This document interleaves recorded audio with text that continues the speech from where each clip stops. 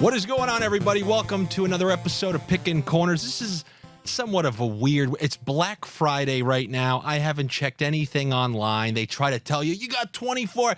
Those lightning deal scams on Amazon where it shows you a big countdown clock in red, like you're not going to be able to save $15 on a vacuum after that clock expires. No, you can go all the way to Tuesday, and then they extend Cyber Monday into like, oh yeah, it's just until December. Actually, you know what? It's straight through the you know what? It's a 2023 closeout. Don't get scammed by all that stuff. However, you know, the way this week is gone, oh, you got Monday, yeah, but then you take Tuesday off, and then Wednesday, and then you take Thursday off, and now it's Friday, but it feels like the weekend. I thought it was Saturday, but no, it's Friday, so you're going to get another episode where I'm going to talk about some of these games on a Saturday. Last week, I explained to you a type of bet that I want to re-explain because I just saw somebody in the comments saying, Andy, I did the bet that you said on the show, and I won. And I was thrilled. I'm like, this is what it's all about. You give some of your sniff theory that you've invented in your head. One time some guy messaged me, I know you have a team of people doing all this stuff. Who the hell am I? This is all just years of bunker where I don't... Who the hell am I collaborating with? The one person I tried to collaborate with was Jeremy Roenick. I asked him to do this show with me. He ain't here, so it's back to just me. Anyway, last week I explained one of the kind of bets that I like where if you're looking at a slate and you think a team is going to be mostly held off the score, what I tell people in their head is pick me a team who you think's going to get shut out. And now I'm going to use an example tonight, but somebody last week, they go, Andy, I did it. I picked a guy on the lower lines from both teams, parlayed their unders together and won. That's not what I said. Look, congrats for the win, but I want to re-explain it because if he's confused, then someone else is confused. So what I try to do when I think a game, not yet, don't go to that game yet. I'll get to that in a sec. But what I try to do, if I am looking at a slate, and I think a team's just not going to score much, but what I say to you is pick me a team you think is going to get shut out. Pick me a team you think is going to get shut out, and then from that team only, not a guy from both teams, but from that team only, choose two players who are preferably line mates who are not on the top power play. In a perfect world, they would be on the third line, and maybe one of them would be on the second power play. Like that's what Anders Lee and Pajot was. They were both on the second power play, but they were both on the third line. I keep using that because that was the bet that I hit a couple of times. But it has to be two guys on the same team who you think are going to stay under because you're honestly predicting that team's going to score 1 or 2 goals max. Like you mostly like the under on the game. You think maybe that team could get shut out.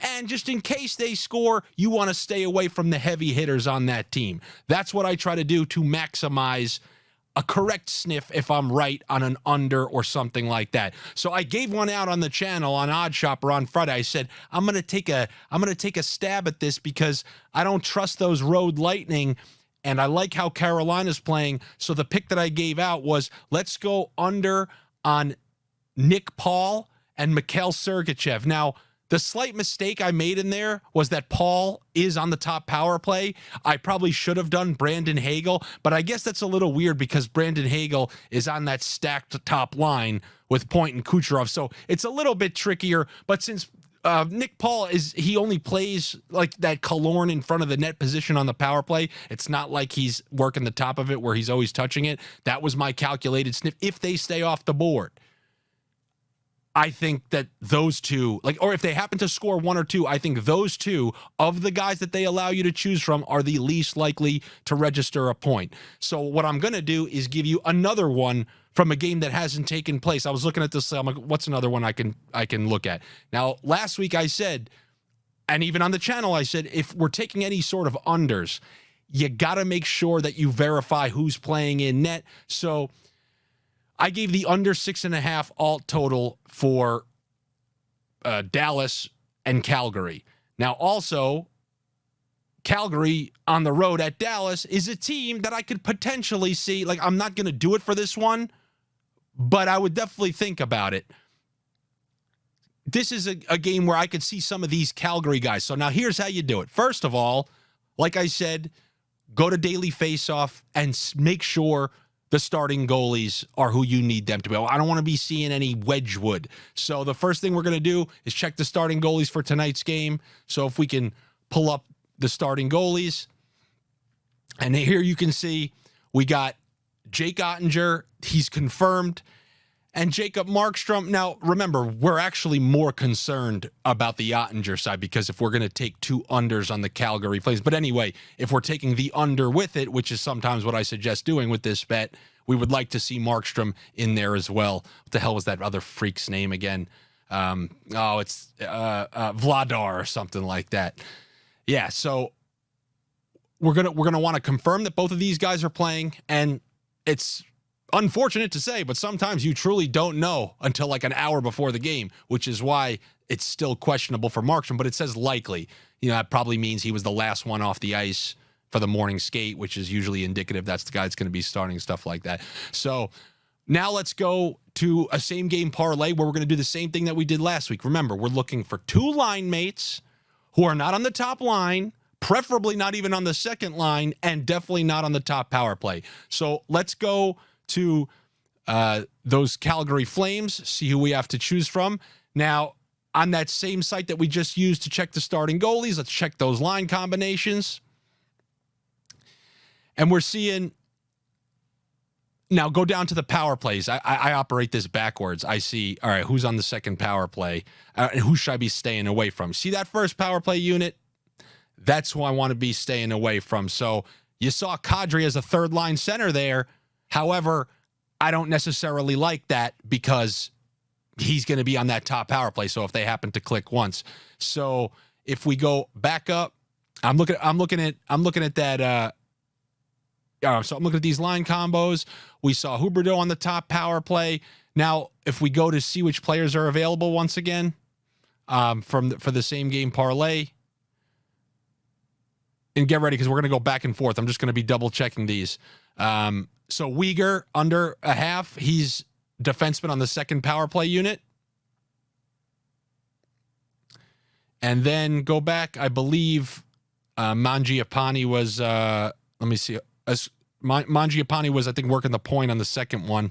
So, yeah, you're taking essentially the 2-point guys on the second power play. Now let's also make sure Mangiapane's not playing, any sort of random line promotions because so he is playing on the top line with Lindholm. This is a weird one. Now go back to the point props on,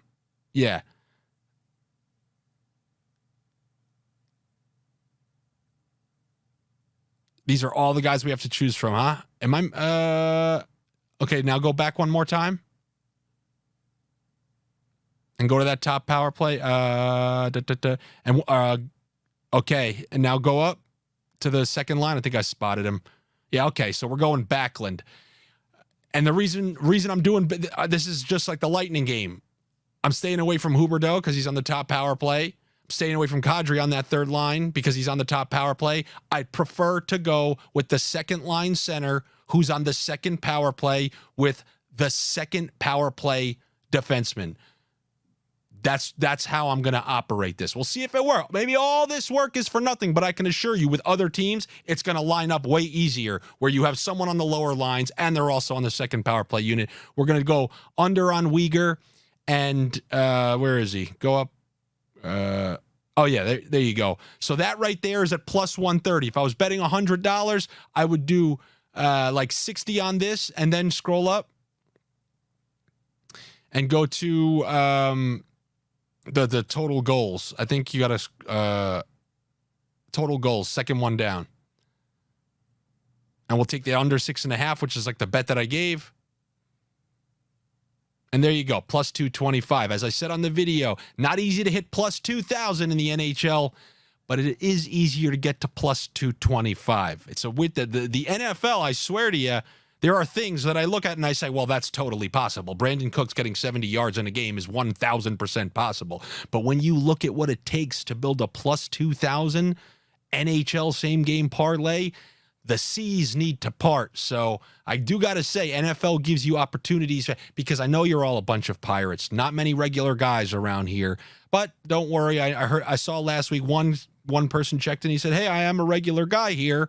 I would like to know what your favorite play on the day is. Now, I also want to remind you, there was some guy in there who goes, man, you're not excited about these picks. The part of this show is it is my first actual time laying eyes on the Saturday games. That's a true first look. So maybe you can see my eye and, oh my God, it's lighting up because I notice a certain game. I can't get that excited because A, I don't know who's starting in net. B, the player props aren't listed yet. All I'm getting is the full day before prices. So once again, if you want to know what I actually like for these games, or to just say thank you for something like that massive plus 3350 NFL same game parlay that I hit you for you guys on Caesars a couple days after hitting the plus 625 same game parlay, you can subscribe to the Patreon, support me on there, and that's also where I allow people to ask questions that I will address here like I did last week.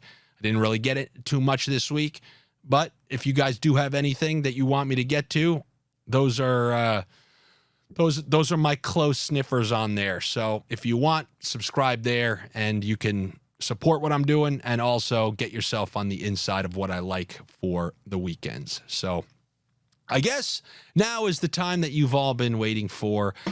My first look at this Saturday slate of games.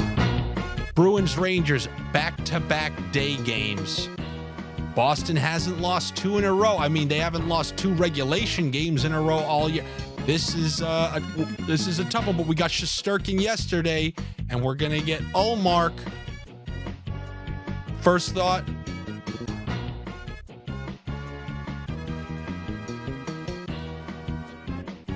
somehow getting the Bruins at plus 1.5 and also bumping that up to under 6.5.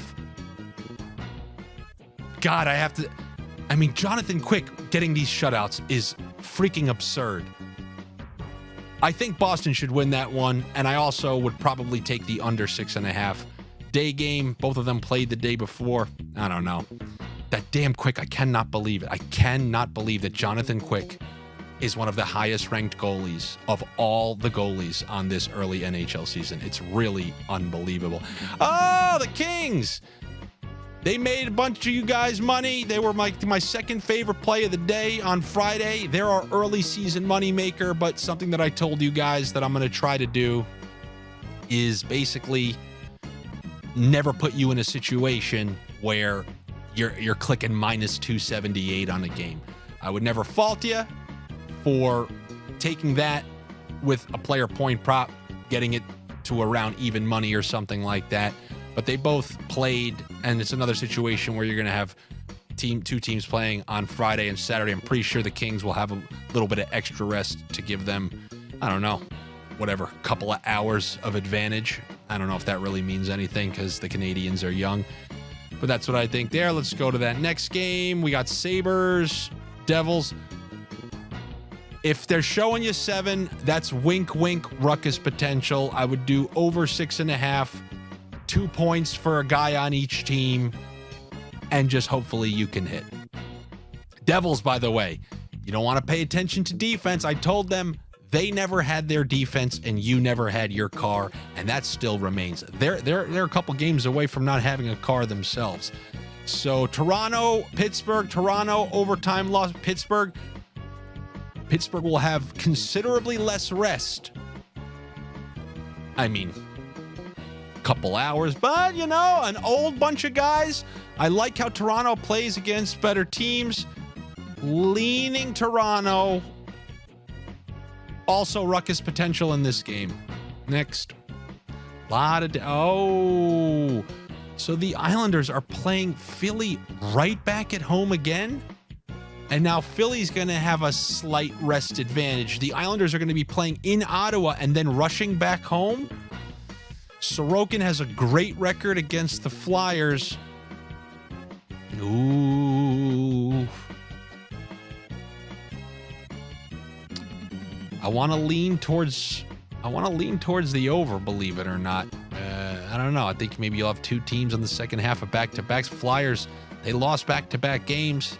If the bottom could be falling out on them, man, it's just if the Islanders played this afternoon and they were waiting tomorrow, I would take them again. I'm leaning Islanders in that one.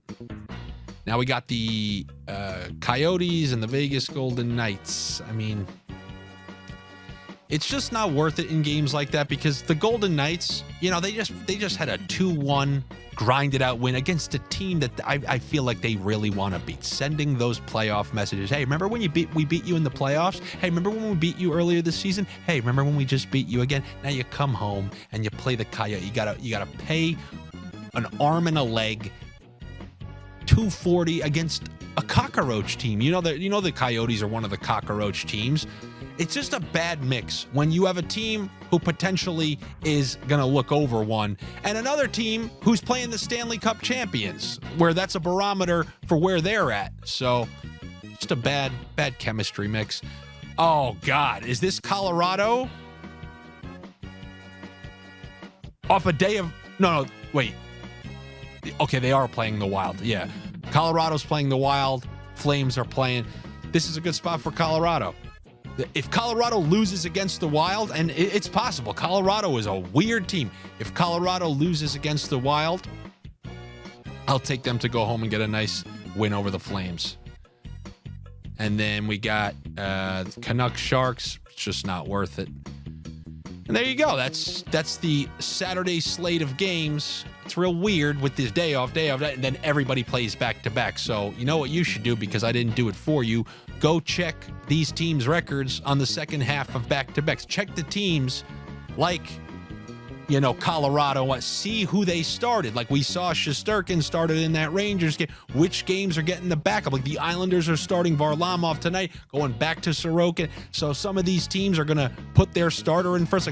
I mean, I think the Penguins have 2 backups playing every night, you know, but still, just look at those little things to maybe give you an advantage here or lean you in a direction there. And that, I guess that concludes the Saturday slate. Thank you guys so much for coming back. I don't have more tales for you. This is a kind of weird long week where it's supposed to be a holiday week, but there are extra games, which means I have extra work. All you people have your extra days off. I have extra work on Thanksgiving. So, like I said, if you guys want, you join that Patreon. Really means a lot. I appreciate it. I do the best I can. Sometimes I go on runs. Sometimes I don't. But I think it's all about the experiences gained along the way. Thank you for coming back, and make sure you subscribe to this YouTube channel here. This is an Odd Shoppers page. This is my bunker page that I'm trying to lift out of the bottom of the ocean. This is in the Mariana Trench, and I'm just trying to get it to a point where someone can see it. I'm Tom Hanks in Castaway, just floating on a little wooden boat, hoping one of the big boats sees it as it's going by. You guys can do your part by liking this video, commenting on it, sharing it, whatever will make this algorithm juice it up a little bit. Really would appreciate that, because when you guys do that for Odd Shopper, you know who loves it? All the guys at Odd Shopper. But when you do it for me, it's just for my benefit, and it will help me and incentivize me to keep doing what I'm doing, because, you know, there's going to be a day where I'm just like, you know what? None of this is working. I'm done with all these I'm going to be a dental assistant. Anyway, I'll be back with you guys next week. Classic regular week, the week after Thanksgiving. And hopefully we're into a nice groove. Friday has started off very well. We nailed those Oilers. We nailed those Kings. We will see what happens in that Carolina game and the under in that Dallas game. Those are my big 4 picks for Friday. Hopefully they end up going well. As I like to say at the end of all my videos, good luck to you. Better luck to me. I will see you guys next week on here. But always remember that I'll be doing the whole plethora of NFL, NHL daily videos on Odd Shopper. You could always check me out over there and support all the stuff I'm doing over there as well. All right, guys, take it easy.